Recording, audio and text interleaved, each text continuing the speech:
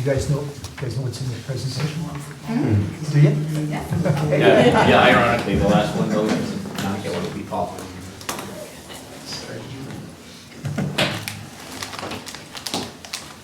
Okay. I'd be worried that our consultants look surprised. What presentation is this one? That's not what we said. Yeah. Okay, well, it's 6 o'clock, and I mean, Paul will just have to join us when he gets here. So we're gonna get started with the town board work session for August 26th for 6 PM this evening. And tonight, we only have 2 items this evening.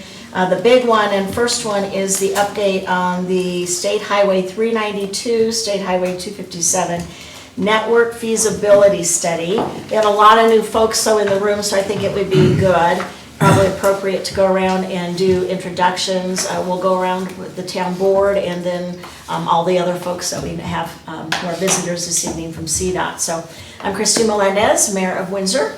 Miles Baker, I'm the Windsor Town Board. Tom Jones, Town Board. Shane Hale, Town Manager. Hello. David Soslowski, Town Board. Ken Bennett, Town Board. Corey Stewart, North Program Engineer with CDOT. Kim Evil, Assistant Town Attorney. I'm Sharon Schneider's also with CDOT. Omar Herrera, Windsor Engineering. Scott Balstead, Windsor Planning. Steve Sheffel, Windsor resident. Brett Higgins, Michael Baker, part of the project team for CDOT. Traffic engineer. Jennifer Carpenter, Transportation Planner with Michael Baker, also on the CDOT project. Matt Brown, Transportation Engineer with Stolfus and Associates, part of the consulting team for CDOT. Okay, so who's going to, Corey, are you going to I'll lead start us it off? off or- and then- Okay, and if you, why don't you come up to the head of the table, Do you want me standing or sitting? whatever you're comfortable with. Okay, I can stand to start us off. I'm Corey Stewart, like I said, with North Program Engineer with CDOT. I think we have some new faces here, but I don't know how many of you that were here about a year and a half, 2 years ago. We came in and kind of just had a session of discussing kind of 392 and what Windsor was looking for out of 392 and the future for that. And then looking at some of these east-west corridors and the mobility issues that we understand are a problem, 392 and then some of those other east-west corridors. And if you remember, Johnny Olson, our previous director, got up on the whiteboard and he gave this big old vision, of all these different things, of all the possible things we could look at. And I think there was some interest in that, and just trying to figure out, hey, is there something that can be done now, planning for that, looking for that going into the future, as opposed to 20 years from now we go, oh wow, it would have been nice if we'd thought about looking at this then. So he commissioned us to start getting a team together to start looking at some traffic analysis for this and seeing if there was any of this that came out of his big vision that might be relevant in that. So we got together, and traffic originally started this. I was kind of involved in it because this is my area, but they first started it off, and we got it to get team together, Michael Baker and Stolfus, to help us with some of the traffic analysis. We picked some of the strategic corridors and looking at the way some of the traffic patterns, what we kind of anticipated. If you remember, there was what people kind of came to call the Johnny Swoosh, just because that was an alternate corridor that might connect from 392 south to Crossroads. Looking at Crossroads as a potential, as maybe that might be a good area for a primary corridor with some of the limited access and just the way it's already being set up with some of that roadway. So that was one of the corridors we also looked at. Basically, the team has gone through some significant traffic analysis. We met with a lot of the locals. We met with North Front Range TAC.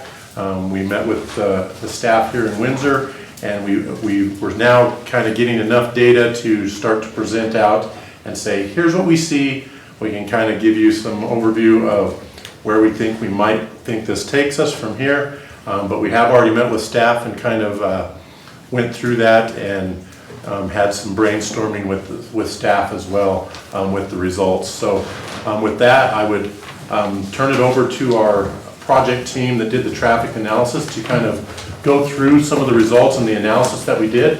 And feel free to ask some questions as we go, or we can wait until the end and answer any of your questions you might have. And then we'll kind of have some steps too about where we foresee moving forward on this as well. Thank you.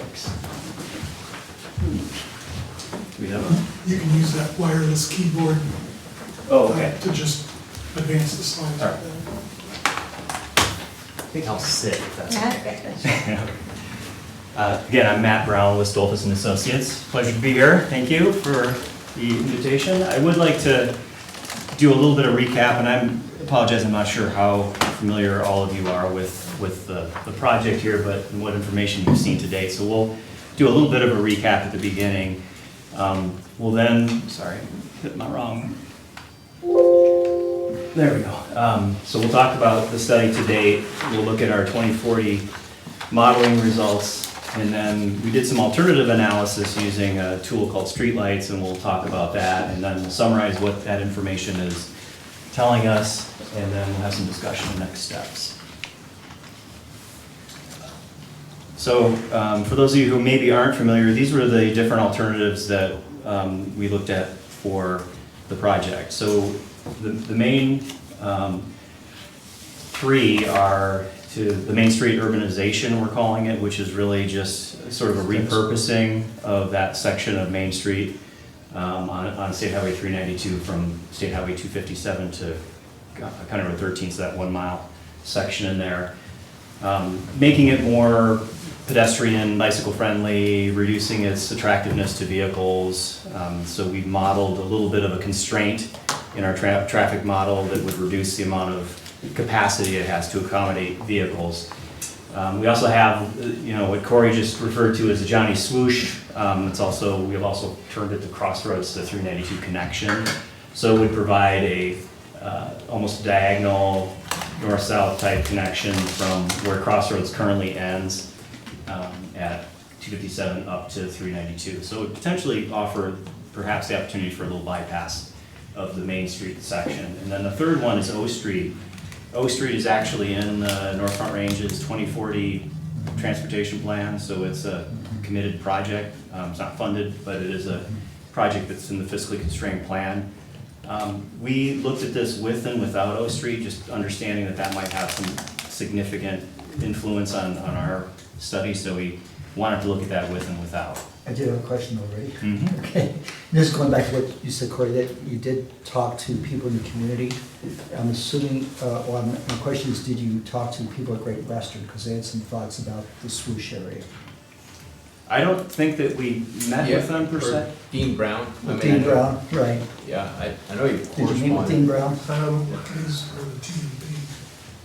I know that we did obtain the latest. No. Well, I'm sorry, yeah, I think with our transportation master plan, we've been working with Dean Brown. I don't know how involved he was with this, but we have involved him with TNFD. And then we had a public meeting that, I don't know if he He was was. there or. He was at the public He was, meeting, okay. right? Okay. But I thought they had some thoughts, some serious thoughts about some options too. Okay. Yeah, what we did do is we looked at the current site plan for the Great Western Okay. Industrial Park, and then, our Johnny Swoosh sort of, Mhm. reflects a fairly reasonable alignment through there, but it's getting awfully constrained awfully quickly, because Right. it continues to develop. And that would be one of the purposes of that connection might serve as some, potentially some access to that area as it develops further.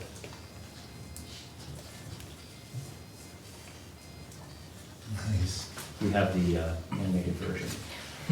So again, we use the 2040 North Front Range MPO's model. And so this table summarizes mathematically the various alternatives that we looked at. And then we looked at, for each important segment of highway in the area, how the different alternatives influence the results. So if you look on the left side of the table, under scenario, there's the no build, which is the 2040 North Front Range model with the change that we pulled O Street out for the no build.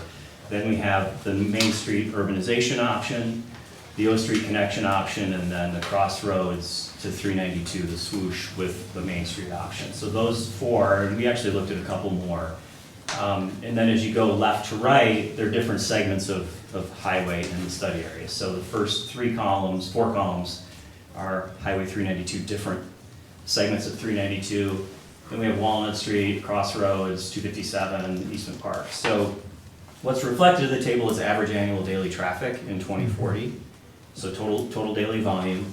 And then underneath that in the row is what's called travel time index. That's really just sort of a measure of how congested is the segment. So the higher that number is, the more congested the segment is. Now we've also colored in yellow and green changes of more than 20%. So if any one of these alternatives changed any of the volumes or the level of congestion by 20 or more percent, either positively or negatively, we colored those just to sort of, they would pop out so you quickly see where the changes are. So the Main Street Urbanization Project, you can see has yellow in this Walnut Street segment. And so what we understand that to mean is that that's an increase now in traffic on Walnut Street resulting from making these changes to how that Main Street looks and feels. So if you were to make that again less attractive to auto traffic, some of that traffic will divert to Walnut Street or other east-west local town roadways. Matt? Mhm. I saw the highlighted yellow, but I think I was trying to write, but below it, there's the 1.13, which I think you said is congestion ratio Mhm. in some way, some Yes. magic number. But if you look at the no build versus that highlighted 7,600, 1.11 versus 1.13, I mean, that doesn't sound like it's, That's not. So the congestion ratio, and I'll hopefully explain this reasonably well, but it's the ratio of how long it takes you to get from one point to the other when it's congested versus what it is free flow. So during the peak hour, typically AM or PM hour when everybody's driving to work, that ratio divided by how long it might take you to do that in the middle of the night or in an off-peak time period. So I agree, the 1.11 to 1.13 is a very minor change in travel time, so you wouldn't really even notice that difference. What it suggests to me is that there's excess capacity on Walnut, so it's very lightly congested now, and even with the addition of almost 2,000 vehicles per day, and keep in mind that's per day, so that's spread out over a 24-hour period. You're probably adding, maybe a few hundred vehicles during the peak hour, but that's not enough to really change how it feels congestion-wise. But it is an impact in that it's more traffic on Walnut Street. Does that hopefully make sense? yeah, makes sense. Yeah, but I thought, and I'm looking through it on this map, but I didn't think there was a net benefit to 392 though, because as we know that, didn't we increase our wait time there as well? Yes, so. That's an important point we don't want to miss. Right. Yeah, so if you look at let's see, where are we at? So if you go to the second column, that's the Main Street section from Highway 257 to County Road 19. So you can see that the daily volume dropped from 19,000 in the no build to 15,700. So that's the delta, that's how much the vehicular volume went down. But at the same time, the travel time index went from 1.48 to 1.54. So it got more congested under less volume.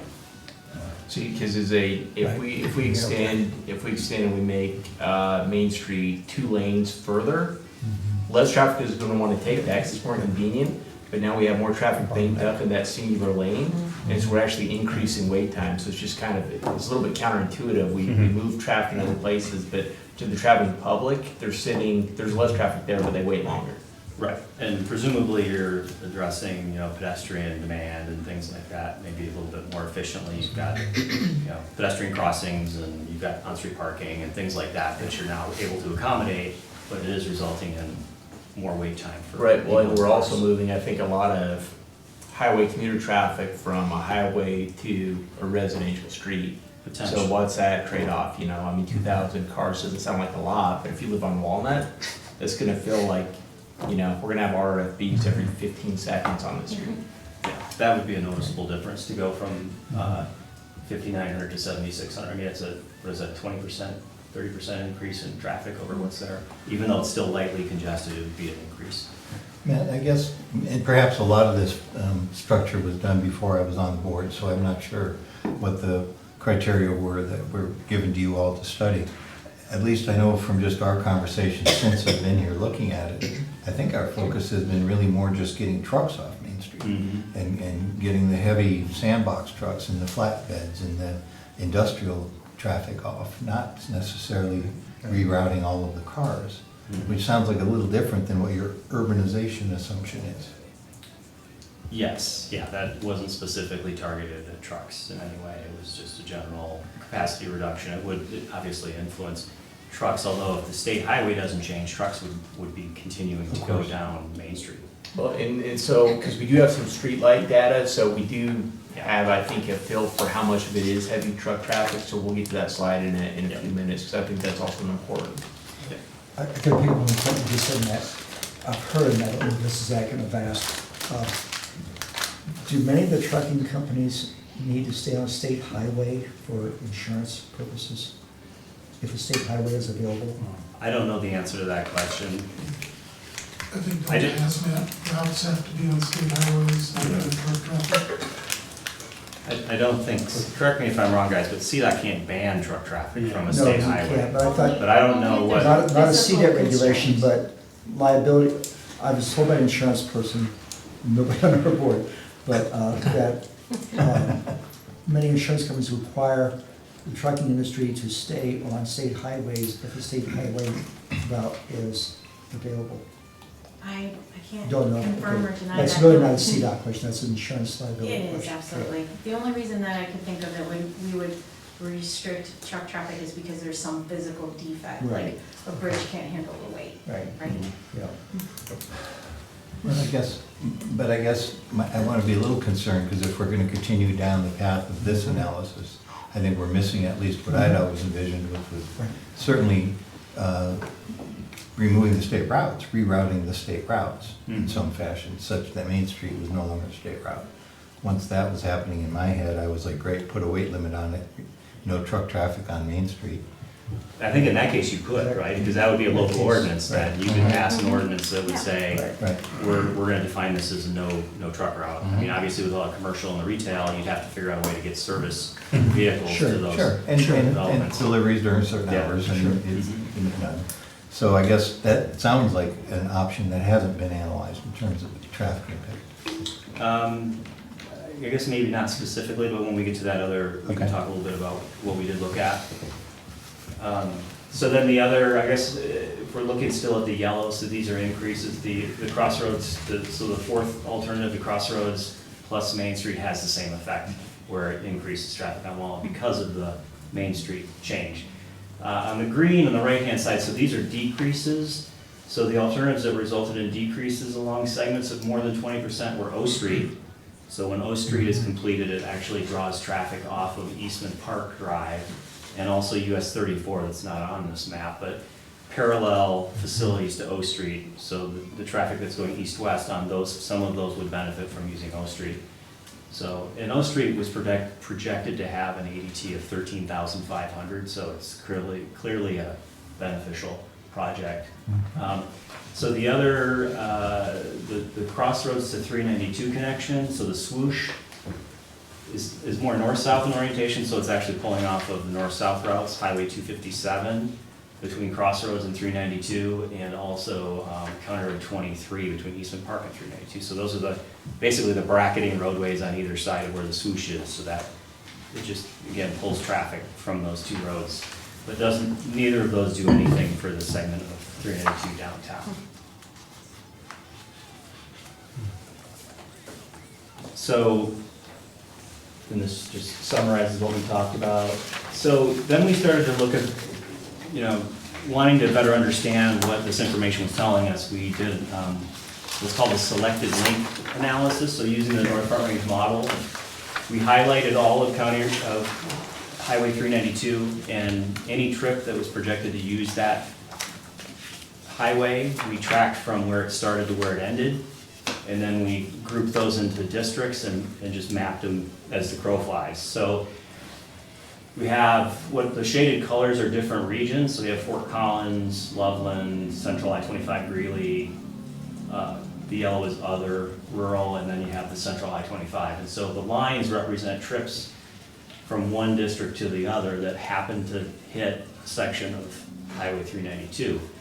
So the first thing to note on this is that roughly 40% of all the trips on 392 never leave that purplish center block. So I started thinking that maybe these are shorter trips. We also see that there aren't a lot of trips from the south or southwest that are going northeast. So, if you think about the swoosh and the orientation of it, there aren't a lot of trips that are going that way. They're actually going the other way. They're going more Fort Collins to Windsor, some Fort Collins to Greeley, Greeley to Windsor, and these are bidirectional, they're not any one direction, but even from Fort Collins to Greeley, there's only 4% of the trips. So it starts to show that there's probably one end of the trip that's one or both ends of the trip that are in the Windsor area. And I think this was Windsor and Timnath, sorry. So the purple is Timnath and Windsor only shaded. So right off the bat, almost half the trips are just staying within Windsor and Timnath. So this started to shed a little bit of light as to why that swoosh wasn't drawing a lot of trips off of Main Street for us. Any questions on that before I start the?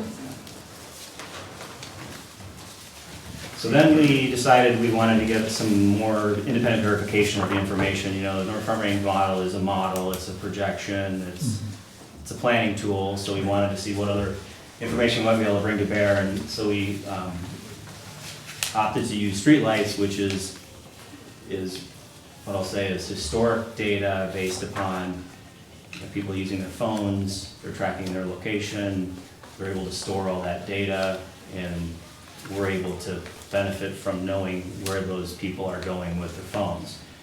So we're able to do a very similar kind of analysis with streetlights data, so we obtained a license from that, and what we did was we took all of the data from streetlights for 2018. So we sort of took an average condition, and it was Monday through Friday, so we only looked at weekdays, and we ignored July and August, the two like peak summer months. So we captured when school's in session, you know, typical weather, that kind of thing, and sort of excluded some of that vacation time period. So the information that we got from streetlights is based on 2018, pretty comprehensive 2018 data. So we began to pose questions based on what we already knew from the North Front Range model, and you can feel free to ask questions if something comes up. But one of the things we wanted to confirm is how much of the traffic on 392 is actually traveling through. So if you start to think about the swoosh or some other parallel route, are there a lot of through trips that we might divert to another highway to get them completely off of 392? And the model, the North Front Range model, estimated that at 10% of the traffic. So 10% of the traffic that's in that Main Street section is actually coming from I-25 and going all the way through town. 1 out of every 10. When we looked at it in streetlights, we got pretty much the same results. There was some range, it was variation because it was one direction versus the other, but if you average that, it's right around 10%. So the ADT in 2040 that's projected on that Main Street section is 20,000 cars per day. So 10% of that would be 2,000. So even if you were able to divert that, you would still have 18,000 cars per day traveling through downtown. So that just confirmed what the other data was saying, is that there's not a lot of through traffic, at least going all the way through. So then we looked at, okay, if we took a little bit smaller section, how much of the traffic is actually just doing that? So that's from County Road 13 to just shy of County Road 19. And what we found is 70 to 80% of the traffic that would start or end on either side of that white line would actually not make it to the other side. So 70 to 80% of the trips were going somewhere else. Does that make sense? No. No? I mean, it makes Okay. sense what you said. Yeah. It doesn't make Intuitively, sense. Okay. We're let me- Right, that's. Let me try to explain Well, the neighborhoods, tool. flip phones. The tool allows us to put like pins in the map, and we can track from pin 1 to pin 2 and how many trips, using the cell phone data. They tracked a person here, and then they tracked a person over there, the same person, and they could determine that they must have gone that route. So we set 2 pins here, one on either side of that white line, and what we found was that 70 to 80% of the people that hit this one didn't hit that one, and vice versa. So that suggested to us that people that are coming in here are, they might cross here and then they'd go up 257, or they would hit a retail area or a school or something like that. And same thing in the other direction, but that they're not, even for this shorter segment, they're not going all the way through. So after talking with staff, the question was brought up, well, we could still have a longer regional trip that's occurring from 392 and going up 257. So making, maybe they're coming off of I-25 or somewhere west and they're going 392 and then they're going up 257. or they're going 257 through town, just staying on that. So we also looked at that since the last meeting that we had with staff.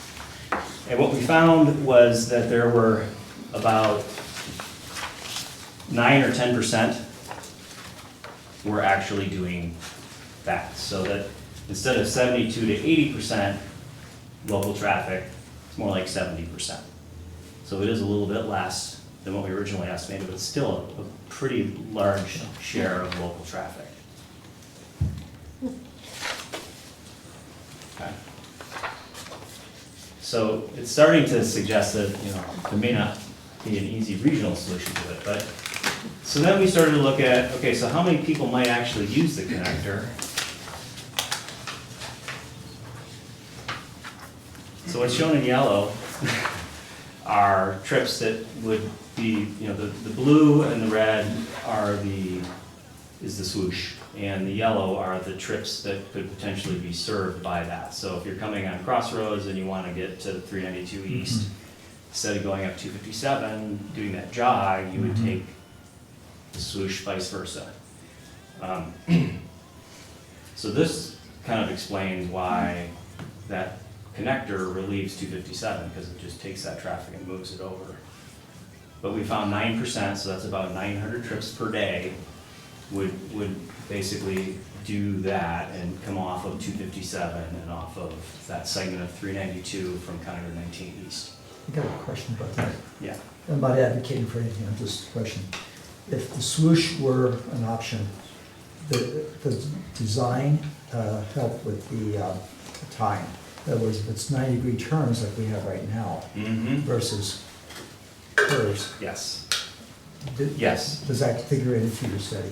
Well, so the alignment that's shown there, Yeah. and Brad, correct me if I'm wrong, but that alignment is more or less sort of realistic given the plans for the Great Western Industrial Park. And so that's why it's a little bit more north-south than maybe we originally conceived of. But it could eliminate 90-degree turns.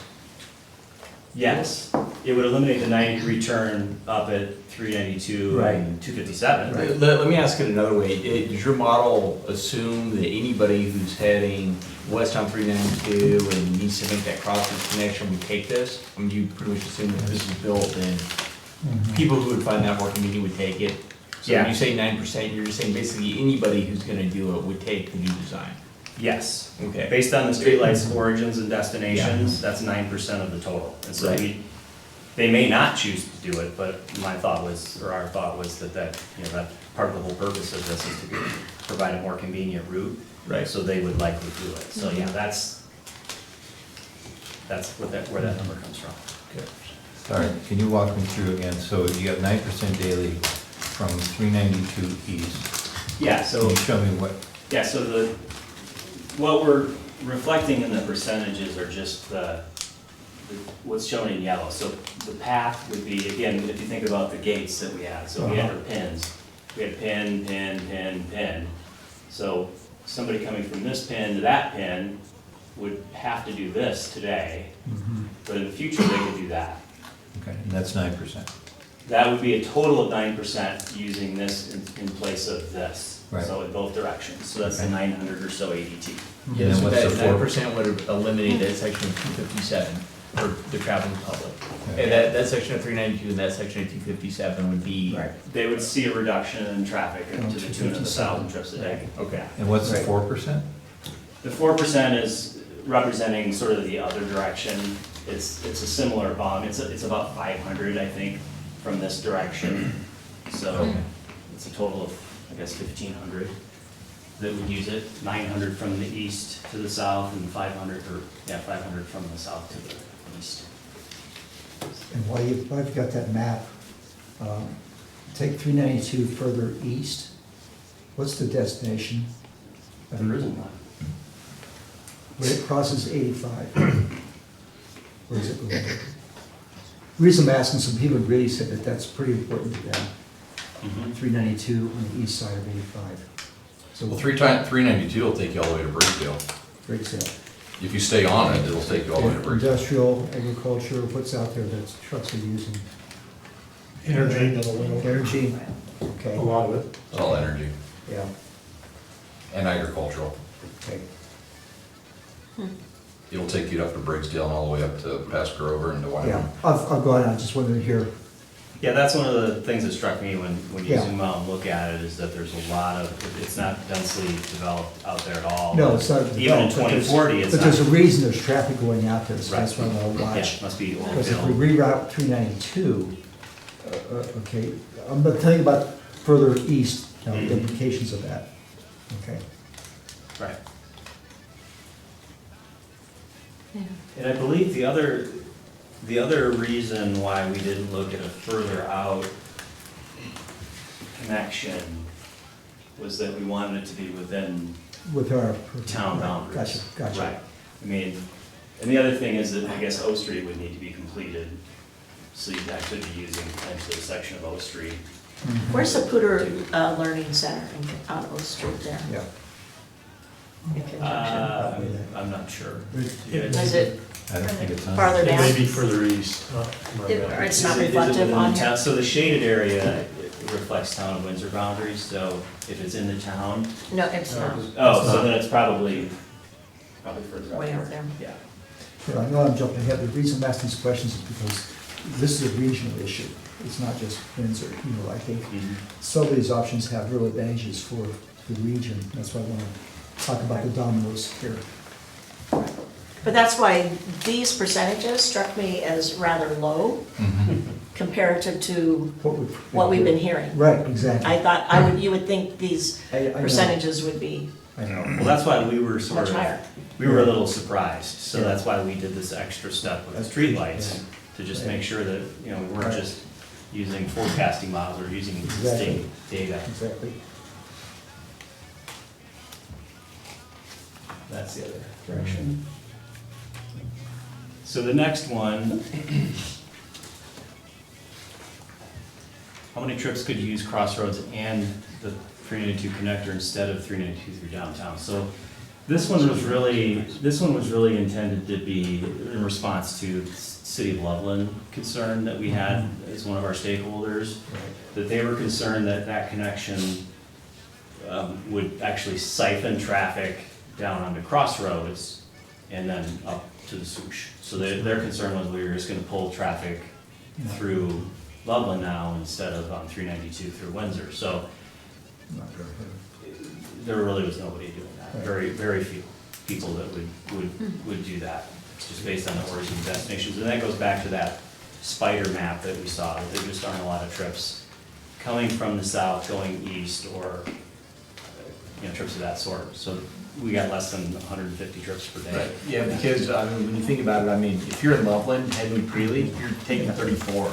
You know, if you're in Fort Collins and you're Right. heading to Greeley, you're probably, taking, yeah, 14 all the way over and then down, so, you know, that's why these big locations, we're not really seeing it through Windsor, like the Fort Collins, I mean, you know, there is a little bit of Fort Collins attention to 392, they're probably passing through on that, but for the most part, just as the crow flies and how you'd actually drive, going through the center of town doesn't make sense for these other large urban places. I'm assuming you have not shared that information with Loveland yet? No, they're a member of our TAC, so They're on they. the TAC, they've so seen they it. have, the TAC rep has seen it? Yes. Okay, great. So this is where it gets a little more interesting. I'm okay. So, you know, we heard, the other thing that we heard on our public outreach process, you know, we talked to some people that lived on County Road 19, and they were, you know, concerned about the amount of cut-through traffic that they were experiencing there. So we also use streetlights to look at those two different routes, the 19 to 74 versus the Main Street to 257, and, you know, would they potentially bypass on County Road 19? You know, if you think about traffic from 392 wanting to go north on 257, could we make County Road 19 attractive enough to turn them off before we get to Main Street? So we took a look at that, and what we found was that people are already doing that. They're already bypassing it. So we found that 2,600 vehicles per day are already doing that versus 1,500 people per day that are not. So basically in a 2/3, 1/3 ratio, People are already bypassing that section of downtown, of Main Street. So that suggests that there's not a whole lot of upside. I mean, the upside would be the 1,500 vehicles per day that you could potentially move from 257 over to 19 if you were to elevate that roadway in the system. And the other interesting thing was that 2,600 vehicles per day, and that was recorded like, right about here. So of all the traffic crossing that point, 40% of it is actually going all the way through and not stopping at any of the development up there, or any of the residences. It's just cutting through.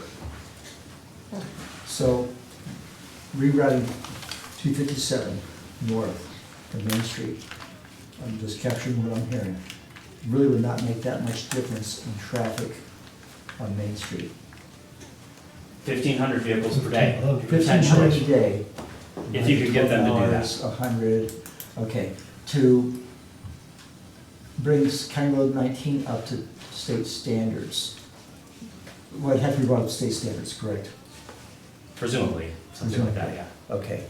Well, I think our planning department told us that, Shoulders and stuff like that. shoulders and so forth. Yeah, in Okay. order for CDOT to consider devolving, Yeah, if we were swapping or something like that. right, they'd want Swap that, that okay. standard to take that.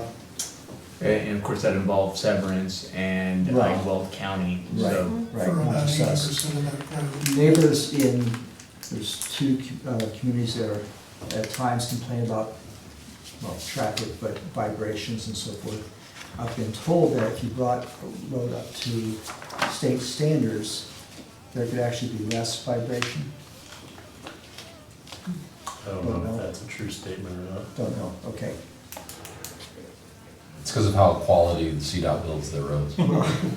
Yeah, I'm sure that's the case then. Yeah, yeah. Well, it'd have to be a partnership probably, but there'd have to be some berming, landscape, there's things we could do if we went that route. There's things we could do to make it more acceptable to neighbors, I think. One more question about that. At County Road 19 and 74, and then back to 257, those are 90-degree turns. Well, I think the one at 74 and 19 is kind of curved, isn't it? Mhm. Okay. I'm assuming that if we rerouted 257, we would do some improvements to those turns. Well, it'd need to be a signalized intersection at 19 Either in Harmony. signalized or if it's possible to eliminate 90-degree turns, that keeps traffic flowing better. Yeah, well, Especially just like trucks. if you've been up on, if Yeah. you're heading north on 19 and trying Yeah. to make that turn on 74 during rush hour, You're not it's, gonna do it. it's hard to get out Right. there. There's a lot of We'd traffic. have to do something here, wouldn't we? But- Probably the same thing at 74 and 257. Right. One of our big industrial shippers that takes the white line, white path right now, because they have to stay on state highway, That's what. is, not Owens, Illinois, but the Cans. Metal Container Corp. They make, I don't know how many runs, and they're going to the, to the brewery from the east side of Windsor, and that white path right there is exactly how they go. So it's trucks right on downtown Main Street, which would be alleviated by us doing that yellow path. And one of the things I've heard from them, this is going back a couple of years ago, is part of the reason we're doing this, they go up 19, the road was rough enough that they were breaking cans. I don't know if that's true or not. Don't know. Possibility, I'm sure. And I guess that kind of echoes my comment all along about really focusing on truck traffic. Because you'd ask yourself, if you're a truck coming either on 392 or 257, it wouldn't matter. You would never go through downtown Windsor If you didn't have with to. people crossing and you having to stop and stop and start and stop. You would never do that if you didn't have to. And to the Plus extent, the at two least. school zones still. Right, Slows I you mean, down. you just wouldn't do it, it doesn't make sense. So I was hoping this would focus primarily on truck traffic and trying to alleviate that. Well, this is one option I see that would alleviate the truck traffic, that's what I'm saying. If we did 19, Mhm. right? It would alleviate But truck his traffic, comment is- it would alleviate truck traffic from 392 east or from 257 south, but if you're coming from the west, you're now putting those trips. Right. So if you're coming Right. from this direction and you're gonna require trucks to go on 19, you're not putting them on, you're taking these off, but you're adding that other direction, right? I'm sorry, If we're saying that the trucks are gonna follow the state highway system, any Right. trucks that are currently going from the west to 257 and bypassing downtown are now gonna go through downtown to get to 19. they can't, If, well, if 392 won't be a state road, in which case they won't go that way. 392 Well, 392 would be a straight route in that, I don't, It depends, if we move both, or if we just move one, so I know what he's saying. And But if we I agree with only, you too. if we only take 2257 straight north, yes, that Yeah. traffic Yeah, will stand. yeah, And my concern is when he's looking at the data, saying, gee, 60%, 63% already do that, yes, of all vehicles. 100% of trucks don't. right, So right. that's what I think is Right. hidden in there is, yeah, the truck percentage for that section is about 4 to 6% trucks. So there's not that many trucks, but what we did find when we looked at the streetlights is that there's a slightly higher percentage of trucks that are going through. So instead of, you know, we would assume that of the through trips, you'd have 4 to 6% trucks. It's more on the 6% trucks side, so, which makes sense. Trucks make longer trips. We'd expect to see a few more through trucks on the corridor, and that's what the data said, but it's 4 to 6%. But we do see trucks out on 19. And I don't know, you know, if they are restricted there or not, or supposed to be. But you see a number of trucks, and I've talked to guys who drive for the brewery, and they said, oh yeah, sometimes we'll come through town so we can stop at 7-Eleven. And other times we'll go down County Road 19, and they didn't seem to. There seems to be a truck stop up at Harmony and 19, right on the west side of the intersection up there. It'd go over real good. But they never mentioned that if there's any restriction that they can't go down 19. Mosque intersection. That'd be something to find out. Yeah. I would think coming the yellow route, this direction the trucks probably might do it. Going the other direction, I'd say it's that intersection probably makes them think twice of doing that, just because it's a hard intersection to get out and head west. There were two comments that we heard a lot during our public meeting. One was that there's a lot of trucks on County Road 19 already. And the other one was that the intersection of 19 and 74 is very dangerous. Very dangerous. So it made us kind of wonder if that intersection was improved, if more trucks might try to take that route to avoid going through town. Is there a light scheduled by, I mean, that wouldn't be a CDOT intersection right now. Does Severance have any long-range plans to put a light in at 74 and 19? I think that's still in Or Weld County, or that'd be Still Weld Weld County. County. yeah. And Severance is annexed out there. Yeah, but I don't know who'd have jurisdiction there on that section, Tom, I really don't. I don't know anything that's planned right there right now. We did that right before the county did that.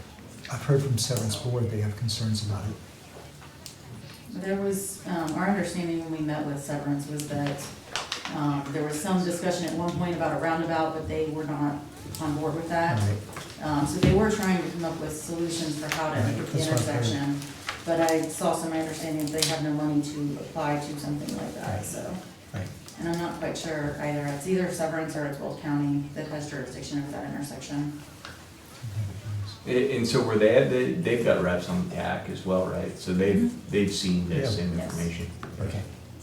And Dawn Anderson from Weld County was at our latest TAC meeting, so she saw this exact presentation. As was Mitch from Severance. Oh, right, Yeah, they were both there. So, I guess just to re-summarize, so we think that there's a fairly significant proportion of traffic using that Main Street section that's actually rather shorter trips. You know, as much as 40% of it local.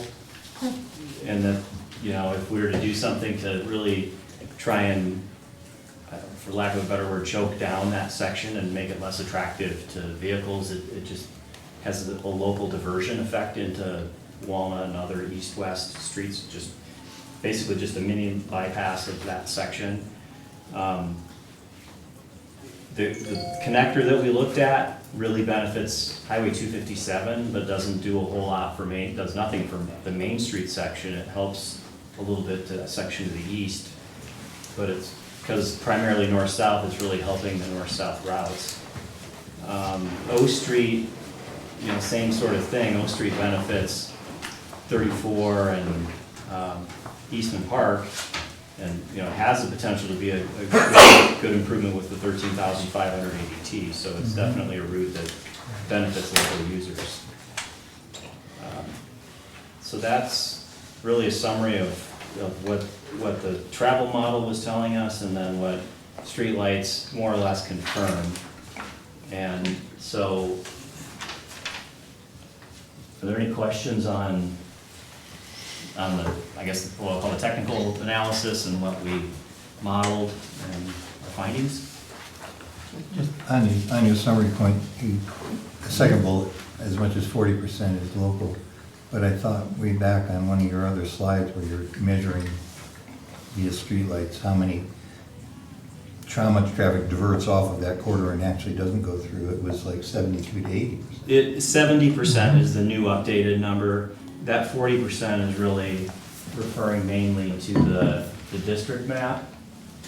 So 40% of all the trips that use any section of the highway are in that purple boundary in the middle, which is Timnath and Windsor. And then you said very low at the 42% is between Greeley, Fort Collins, and I think, are you adding then that 26 and the? 26, 12, and 4. Yeah, okay. So right there is between the 40 in there, and then the, what did we just say, 42? It's 82% are going this way, or staying local, not going that way, which is what the swoosh serves. Yep. Matt, would you say overall, summarize your report, what you've done so far anyway? It's not real encouraging that even if we had the money to do all these alternate improvements, it probably wouldn't make a huge difference on Main Street? So, I think that's a fair statement. What we, you know, so we showed that earlier chart that looks at ADT. And, you know, wanting an alternative that would do it, you know, 20% was just sort of an arbitrary number that we put out there. So knowing that right now the ADT on Main Street is around 16,000. In 2040, it's gonna be bumping up against the 4-lane, 20,000 sort of threshold. So what's really, I guess, what's the goal for the town? And what we're seeing is, you know, onesie, twosie here, 1,500, 2,000, but we're not taking half, we're not taking even 3/4 of the, you know, we're not taking even 25% of the trips that are projected to be there in the future. So from my perspective, that doesn't really change the look, the feel, how it operates all that much. I think that, my guess is that you're hoping for something a little more significant in terms of change. And I don't see that these alternatives get you there. So, yeah, I guess that would be a fair statement. I would disagree. Okay? And I'm with David too, as far as if we can, anything we could do to discourage truck traffic would be a plus, but I don't know if any of the things you talked about tonight could do that. Well, if you devolve the state route, If you did what? if you devolve the state routes and we have control of Main Street, we can do that. That's, go ahead. I'm sorry, No, go ahead. and I agree with Dr. Jones, what certainly we've been showing here, at least in overall traffic flow, these rather expensive diversions and highways aren't going to actually divert all that much.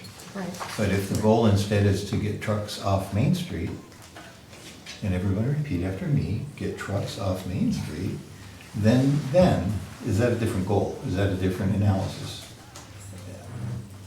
I don't know. I know that, you know, when we met with the town staff and their TMP team, you know, it seems like these findings are suggesting that maybe that's like a local circulation issue, at least to some extent, and that maybe there's an opportunity there to do something through the transportation TMP update.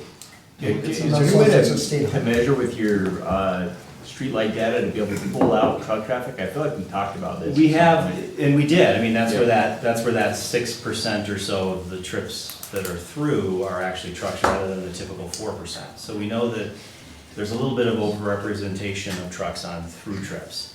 but still 6%, you know, out of the 2,000. Yeah, that so are see, it's approved. still a small number. I mean, 6% to your of point, that 2,000 is our was biggest that. complaint, but the data here is telling us that it overall is a significantly small number. So of the 2,000 through trips, there's 120 trucks is sort of what our data is saying. Now, the streetlights data is not as robust on the commercial side, it's gathered differently. So, you know, there's a little less certainty in it, but we do know from CDOT data that right now the truck percentage is about 4% trucks in that Main Street section. Okay. And I think they're just bigger, so they probably Okay, have a lot right. more impact. I think there's to this quantitative lines. data and there's qualitative. We have quantitative here, the numbers. I'm, like Mayor said, I'm a little surprised that the numbers are as low as they are. But the quality of life for the community, what the vision of Windsor, downtown Windsor can be without state highways, I think is still a big advantage to us. Also, I'm thinking about regionally, population estimates, and Fort Collins, Melbourne, Greeley. One of the options takes some traffic off of 34, which is a problem. The more convenient north, south, east, west routes we have, the better that's gonna be 20 years down the road for this entire region. Well, and So I disappointed a little bit in the numbers, but that doesn't stop me from saying that I think we ought to pursue, and we haven't seen costs yet, so that's a Well, I was gonna big say, factor. yeah, we haven't We haven't seen seen costs, and costs. we do know there's But I still no think we money need to in keep looking any at this. transportation budget. Right, no. For any of these Right. projects. Plus, it does say in here on your discussion page, you're gonna bring some further recommendations. So is there an alternative? TMP, that says the Yeah. TMP team will Yeah. do that, so that's Okay. actually your consultant. Okay, But I we did look wanna- at right. Can I respond to the study did reveal that there's definitely a need for east-west mobility Right. improvements. Okay, we have limited crossings of I-25 in the east-west direction. Yeah, we We do. have 3 primary arterials. We have the County Road 74, Harmony Road. We have 392, and we have Crossroads Boulevard. Right. So this is a heat map showing where is congestion in 2040, and you can see there's if you take them off of 392, where do you put them is part of the problem, because Okay. Crossroads is nearly as bad, and Right. County Road 74 is also, you know, the areas of red's not good, right? So Right. red is bad, and then yellow is tolerable, so it's really just an issue from 257 to basically I-25. On all 3 of those arterials projected to have congestion, it's very similar Right. to one another. So there's not a pipeline that's wide open over here that we can divert all that flow to. Right. They're Well, if all we look at this 2040, experiencing congestion. okay, we gotta put some value decisions in to see what, we're trying to crystal ball, think what's 20, 30 years down the road here. Is it better to try to maintain 392 going through a growing town where everybody has to slow down? Or if there's a way to expand Crossroads, and I know Greeley's interested in doing more with O Street for economic development, and there's no other towns in between there now, is that a better value for our money when we do that money? O Street also dead ends into 85. It doesn't continue up to No, the it eastern doesn't. plains or So they still have to like go like north, they'd have to go 392. north or Exactly, south. exactly. Right, that's Which that's gives easy. more credence to me to think 392 with the Johnny Swoosh concept develops the east-west route while Interesting. allowing us from 23 to I-25 for Windsor to Yeah, absorb that into our maintenance plan and so I could see why Windsor would be, but then again, I could see why Windsor would benefit a lot from the Johnny Swoosh, but I'm going back to the conversations we had with Johnny more than 2 years ago, where the whole concept of the proposal here on the 19 bypass to Crossroads, where that came up was us talking about the truck traffic on 392 and the bridge over the Poudre River. right. CDOT does not want to get rid of that bridge. Johnny says it's still got to have like another 30 years to its life before CDOT would even consider getting rid of it. We like another. I don't know that we said we wanted to keep it, we just weren't gonna touch it. Right. Yeah, Well, the integrity of the bridge was still too good to warrant a replacement. Correct. But for Windsor, that's a huge bottleneck in our east-west route is the siphoning of traffic, both east and west, over the Poudre right there. yeah. Karen? I'm Karen Shire, worked with CDOT, and we worked with Dennis before his retirement to include that, the replacement of that bridge, because CDOT cannot touch it, it's in too great a shape. However, it was submitted to the Larimer County Infrastructure Tax Initiative and is listed as a Tier 1 project. I cannot recall off the top of my head when that replacement or Yeah, it expansion. was like 5 years into 5 it. years. Right, 5 years but I down the just road. want to say that we heard you very loud and clear. Good. We've been working on any opportunity possible, but through CDOT standard channels, you're absolutely right. So let's find a non-standard channel and see Yeah, about so getting that that changed. presentation you saw a week ago, that was our Tier 1 project, is that bridge. If the tax passes. That's right. It's got a 5-year plan. Yeah. And so thank you, Miles and Barry, if you guys paid for that.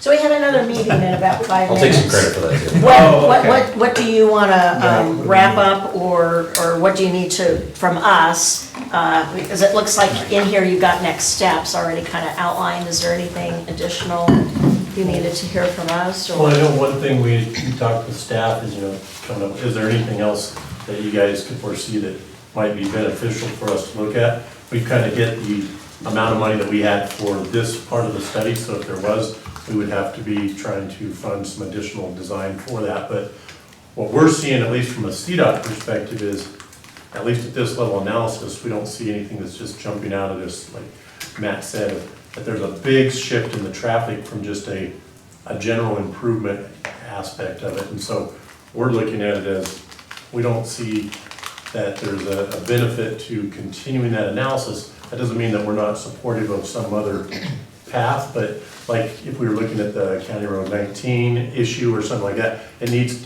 to be bringing in more local participation as opposed to just CDOT saying, because most of those other roads are not ours. Right. And so it comes down to, we think, we're willing to look at it from that regional perspective, but we don't see anything that is just generally on CDOT roads. Scott, when they were going through this, was the potential baseball park there made a consideration that's going in back there on East? Because if that does happen,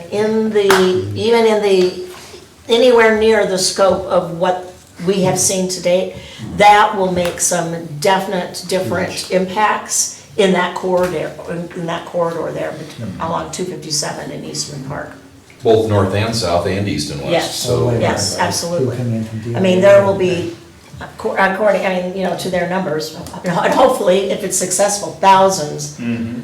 So was any of that looked at or even thought about as part of this? So that would be some, The swoosh alignment was. Okay. We had their overall plan overlaid and took that into consideration Okay. with the alignment, yeah. As far as the alignment, but as far as the traffic yeah. Generator, right. generator, that wasn't part of it. Yeah, does North Front Range's plan have that in? That model was created. Not yet, no. Okay. Yeah, so I would assume that the next version of the model would be updated before land use, but yeah, it's a kind of an ongoing iterative process. Well, let me just interject really quick, because Mary, you asked about next steps. I think that we really need to get Corey and team back on a future agenda to talk about, if they don't think that this is the right path to address traffic issues and safety in Windsor, then what is? We still have these main, big highway corridors that go through town.